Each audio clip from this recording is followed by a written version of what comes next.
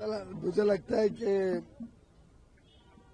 सभी सांसदों ने फिर एक बार दर्शाया है कि माननीय प्रधानमंत्री नरेंद्र मोदी जी के नेतृत्व में इस देश को जिस प्रकार से प्रगति और एक विश्व में पहचान मिली है, उसको देखते हुए वो चाहते थे कि एक अच्छा व्यक्ति देश का उप राष्ट्रपति बने। इनके सामने कोई चुनौती नहीं थी, फिर भी इतने सारे विपक्ष के सांसदों ने इनको समर्थन दिया है। डॉक्टर श्री सीपी राधाकृष्णन जी को ये फिर एक बार दर्शाता है कि देश प्रधानमंत्री मोदी जी के साथ खड़ा है, देश आगे बढ़ना चाहता है, देश नकारात्मक सोच को ठुकराकर सकारात्मक राजनीति, विकास की राजनीति, प्रगति की राजनीति, शुद्ध राजनीति में विश्वास करता है। आदरणीय सीपी राधाकृष्णन जी को जिस मार्जिन से दोनों सदन राज्यसभा लोकसभा के एमपीज ने वोट देकर के जिताया है, ये देश के लिए, हमारा संविधान के लिए, भारत का भविष्य के लिए एक अच्छा लक्षण है। क्योंकि उपराष्ट्रपति जी का चुनाव ये अपने मन से, अंतरात्मा से, फ्री एंड फेयर और सीक्रेसी में वोटिंग होता है। इसमें कोई दबाव काम नहीं करता है, टोटली सीक्रेट वोटिंग होता है।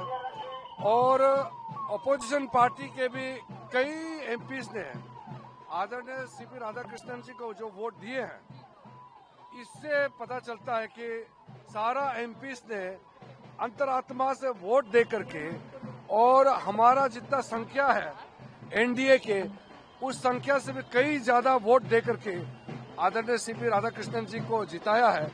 मैं पूरे एमपीज को, पूरे एनडीए के एमपीज को और बाकी पार्टी के जितने एमपीज ने सीपी राधाकृष्णन जी को वोट दिए हैं, सबको मैं धन्यवाद देता हूं। शानदार सफलता मिली है और एनडीए के सभी सहयोगियों ने इसमें अभूतपूर्व समर्थन दिया और उस कारण से जो आशा थी उससे अच्छी सफलता मिली। ऑपोजिशन ने कहा था कि लोकतंत्र की आत्मा को बचाना तो उन्हें वोट करें। अब ये उनके विचार का विषय है, जो लोकतंत्र में निर्णय आ चुका है सांसदों के बीच में से। अपेक्षा से बहुत ज्यादा हो गया।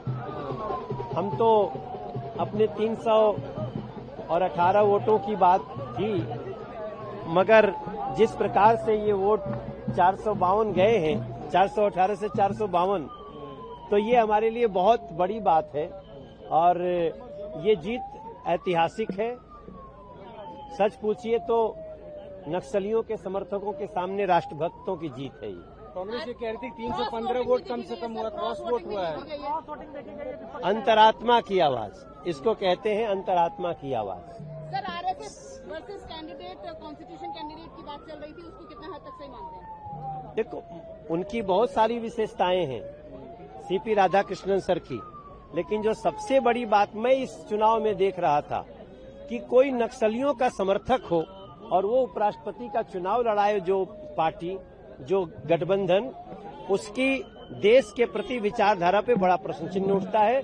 और ये जीत भी यही इशारा करती है कि राष्ट्रभक्तों की, देशभक्तों की, गरीब, शोषित, पीड़ित, वंचितों के समर्थकों की जीत होगी। बहुत बड़ी जीत है।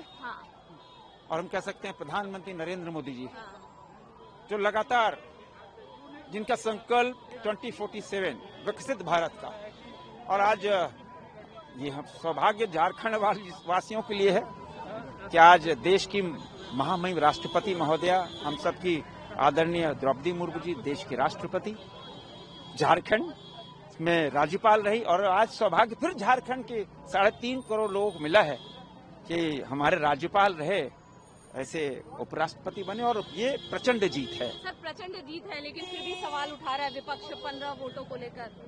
विपक्ष को तो सवाल हर चीज में उठना है, उनके पास कुछ होता नहीं है, सवाल ही सवाल होते हैं।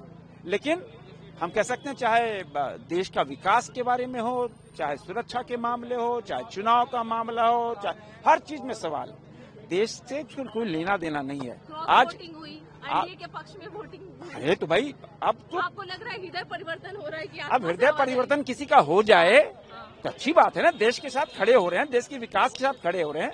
दुनिया की चौथी सबसे बड़ी आर्थिक शक्ति हम बने हैं, तीसरी शक्ति कुछ ही महीनों में बन जाएंगे। ये देश प्रगति और हृदय परिवर्तन तो देश भर में आप देखना, बिहार की प्रचंड जीत। आदरणीय उपराष्ट्रपति जी को बहुत बहुत बधाई और माननीय प्रधानमंत्री जी और हमारे केंद्रीय नेतृत्व ने, एनडीए ने जिस प्रकार से एक सुयोग्य व्यक्ति को उपराष्ट्रपति का उम्मीदवार बनाया और आज जो शानदार जीत हुई और पार्टी का बंधन टूटा।